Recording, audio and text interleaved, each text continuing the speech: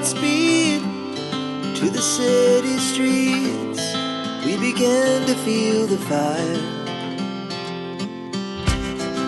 We rise like tall buildings as the chemicals they take us higher.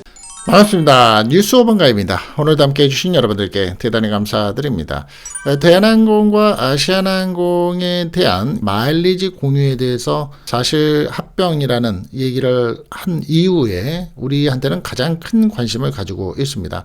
저 역시 개인적으로는 대한항공과 아시아나항공 둘 다 마일리지를 가지고 있고, 그에 대해서 또 쌓는 좋은 방법을 선택하기 위해서 각각의 크레딧 카드나 또 사용 여부처 사용하는 곳에 대한 방법론을 늘 선택하면서 수십 년을 살아왔습니다. 그런데 우리 한국 분들한테 가장 이슈가 되는 대한항공과 아시아나항공의 마일리지를 어떻게 공유할 것인가. 적게는 수만 마일에서 많게는 수십만 마일을 가지고 계시는 분들도 분명히 계시고요. 아시아나항공 쪽이나 대한항공 쪽에서는 이것을 소진시키기 위해서 여러 가지 렌트카 또 각종 상품에 대해서 마일리지를 사용해서 쓰는 방법을 권유하고 계속해서 프로모션과 이벤트를 진행하고 있습니다. 그러한 가운데 윤석열 대통령은 취임을 하는 당시에 이에 대해서 공정성을 갖게 해라라고 공식적으로 얘기를 한 적도 있습니다.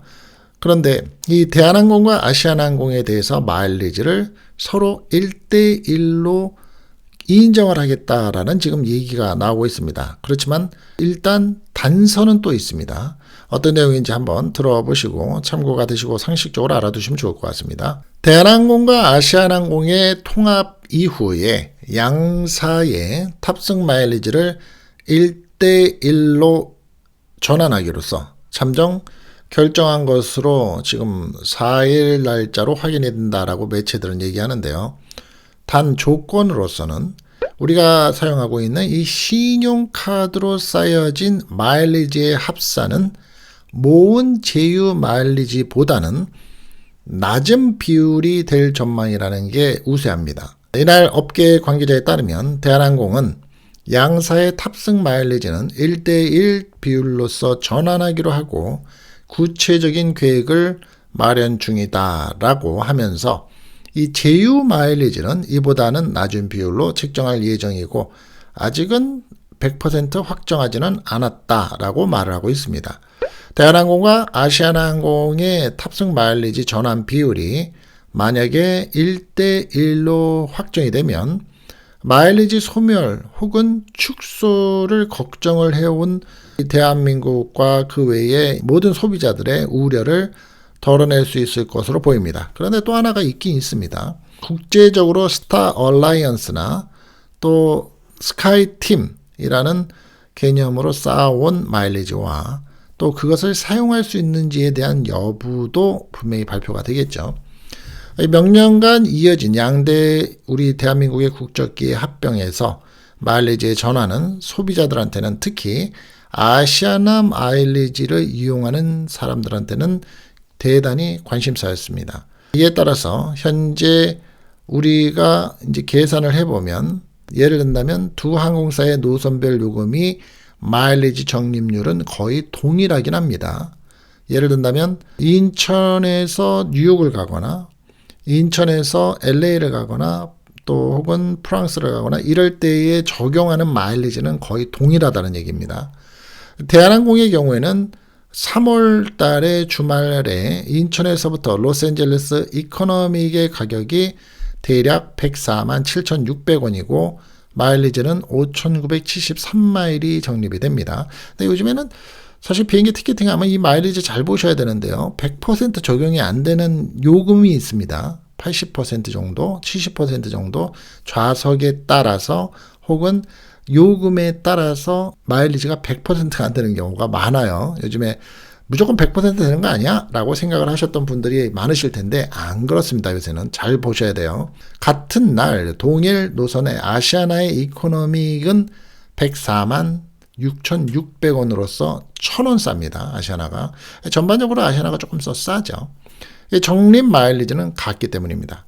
그런데 신용카드, 렌터카, 호텔 등 상품이나 서비스를 이용하고 적립한 제휴 마일리지의 문제는 앞으로 어떻게 해야 될까라는 게 고민으로 남아있다고 합니다.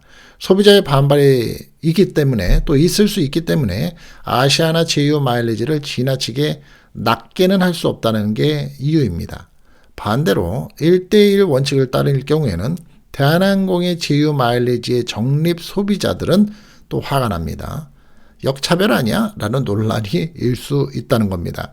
카드 사용에 따른 적립은 대한항공은 대체로 보통 우리가 카드마다 그렇죠. 1,500원 쓰게 되면 1마일을 주죠. 그런데 아시아나는 1,000원에 1마일을 줘왔었던 경우가 많습니다. 저도 이제 양쪽을 다 쓰니까 그렇게 알고 있는데, 하지만 1대1로 처리하겠다. 사실 어떻게 보면 기분이 가장 나쁘지 않을 일이긴 합니다. 사실. 그런데 저같이 많은 분들이 사실 대한항공과 아시아나항공 같이 가지고 있지 않습니까? 그러면 아시아나만 타고 대한항공만 좀 밀고 하는 경우도 있긴 하지만 대한항공 쪽에서의 역차별 아니냐? 아시아나항공 쪽으로서는 와우, 아싸 하고 생각하는 부분이 잠시는 있을지 몰라도 둘 다 가지고 있는데 큰 여파가 있을까요? 1대1이 가장 좋지 않을까라고 저는 생각해 봅니다. 여러분 생각은 어떠십니까? 여러분들 아침 드십니까? 저는 개인적으로 약을 아침에 먹어야 되는 약들이 많아서 빈속에 먹을 수가 없어서 아침은 꼬박꼬박 먹습니다. 챙겨서 먹는데 요즘에 많은 분들이 나이하고 상관없이 아침에 보통 우유 한 잔, 커피 한 잔, 우유와 시리얼, 커피 하나에 베이글이라든지 빵 한 피스, 한 조각 정도 먹고 출근을 하시는 분들도 많고 일을 하시는 분들이 많죠. 그런데 아침을 먹어야지 좋다는 얘기를 많이 들으셨을 겁니다. 그러면 아침을 언제 먹는 것도 중요할까요? 아니면 안 중요할까요? 중요하다고 합니다. 가급적이면 일어나자마자 일찍이 먹는 게 건강에 아주 좋다고 합니다. 많은 분들이 그러실 겁니다. 아유, 자다가 일어났는데 잠도 안 깨고 깨서 일어나서 아침에 일 보기가 더 바쁜데 무슨 아침을 먹어? 그리고 일어나자마자 어떻게 먹어? 그럼에도 불구하고 이른 아침에 식사에 이점이 있습니다. 한번 들어보시겠습니다. 상식적으로 한 3가지 정도를 짚어드리는데 심혈관 질환의 위험을 낮춘다고 합니다. 아침 식사 시간이 빠를수록 심혈관 질환 발병 위험이 낮아진다는 겁니다. 프랑스의 농림축산식품환경연구소의 연구팀이 성인들 10만 3,389명을 대상으로 음식 섭취에 대한 패턴과 심혈관 질환의 상관관계를 분석했다고 합니다.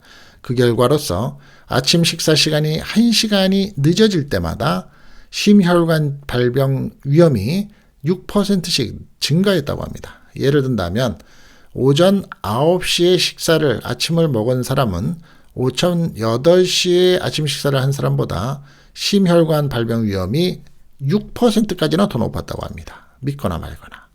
연구팀은 식사의 섭취 시각 및 간격이 내 몸에 있는 장기의 말초신경에 영향을 미쳐서 혈압을 조절하는 것에 대한 비롯 또는 심장 대사 기능에 관여하기 때문으로 분석을 하고 있습니다. 두 번째는 당뇨병을 예방할 수 있다고 하는데요. 아침 식사 시작 시간이 빠르면 인슐린의 여파가 있다는 겁니다. 인슐린 저항성이 낮아져서 당뇨병 예방에 도움이 된다고 합니다. 스페인의 바르셀로나 세계보건연구소의 연구팀이 성인 10만 3,312명을 평균 7.3년간 추적 관찰을 했는데 참여자들의 식사 시간과 빈도는 24시간 온라인 식이 기록을 통해서 수집을 했다고 합니다. 이 연구 결과 오전 8시 이전에 규칙적으로 아침 식사를 한 사람은 오전 9시 이후에 식사를 한 사람보다 당뇨병 발병 위험이 무려 59%나 더 낮았다고 합니다. 아침을 일찍 먹을수록 몸이 빠르게 신진대사를 시작해서 인슐린 저항성 등 지표가 개선됐기 때문이라고 합니다. 이를 증명한 미국의 노스웨스턴 대학교 연구가 하나 있는데 연구팀이 1,574명을 대상으로 아침 식사 시간이 건강에 미치는 효과를 분석했습니다. 그 결과로서 첫 식사를 8시 30분쯤에 이전으로 먹는 사람은 8시 30분 이후에 먹는 사람보다 인슐린에 대한 저항성이 낮았다고 합니다. 인슐린 저항성은 혈당을 낮추는 호르몬인 인슐린이 신체에 제대로 기능하지 않아서 혈당이 잘 조절되지 않는 상태를 말하는데 이게 차이가 있다는 겁니다. 마지막으로는 오래 사는 데 도움이 된다고 합니다. 장수. 꾸준히 아침에 식사를 빠르게 하면 조기 사망 위험을 낮출 수 있다고 하는데요. 오전 8시 이전에 아침 식사를 하는 사람이 오전 9시 이후에 아침 식사를 하는 사람보다 암, 심장병, 그러한 것들에 의한 조기 사망률이 무려 12% 낮았다라는 미국의 뉴욕시립대학교의 연구 결과가 있다는 겁니다. 아침 식사를 꾸준히 이른 시간에 먹으면 인슐린 등 식이 호르몬을 조절하는 체내 음식의 시계가 규칙적으로 유지가 되기 때문입니다. 자, 이것은 비만, 심장병, 당뇨병, 암 등 각종 질환 발병 위험을 낮춰서 조기 사망의 위험을 낮추기도 한다 라고 얘기를 하고 있네요.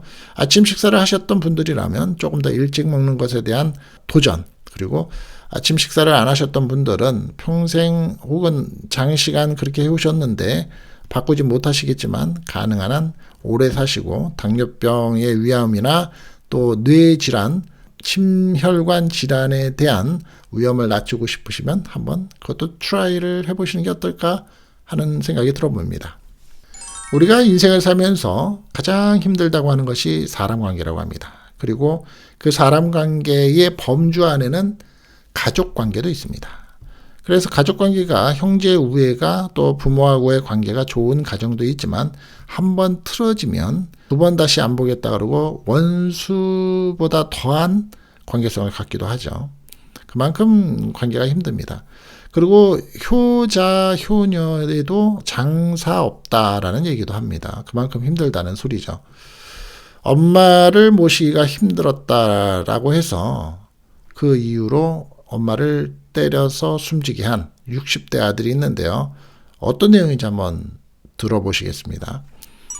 연로한 어머니를 모시기가 힘들다는 이유로 폭행을 해서 어머니를 숨지게 한 60대 아들이 결국 구속 상태로 검찰에 넘겨졌습니다.